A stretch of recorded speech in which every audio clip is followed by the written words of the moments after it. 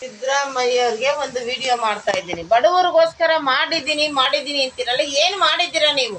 ಬಡವರು ಇದ್ದಂಗೆ ಇದ್ದಾರೆ. ಒಂದು ರೇಷನ್ ಕಾರ್ಡ್ ಕೇಳಕ್ ಹೋದ್ರೆ 3,000 4,000 ಕೇಳ್ತಾರೆ. ಇವತ್ತಾಗುತ್ತೆ ನಾಳೆ ಆಗುತ್ತೆ ಅಂತಾರೆ.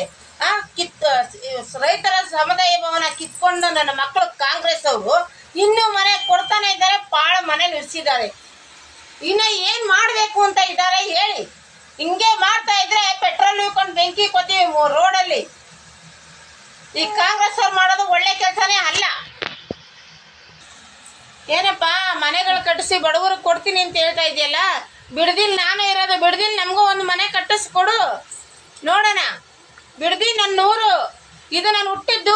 ಕಾಂಗ್ರೆಸ್ ಕಾಂಗ್ರೆಸ್ ಕಾಂಗ್ರೆಸ್ ಅಂದ್ರೆ ನಮ್ಮಪ್ಪ ಸತ್ತೇ ಹೋದ ಕೊನೆಗೆ, ನಮ್ಮ ಅಣ್ಣ ಸತ್ತೇ ಹೋದ ಕೊನೆಗೆ ಕಾಂಗ್ರೆಸ್ಗಾಗಿ, ನನ್ನ ಮಗನೂ ಸತ್ತೇ ಹೋದ ಕೊನೆಗೆ. ಬಿಡದಿ ನಮ್ಮೂರು.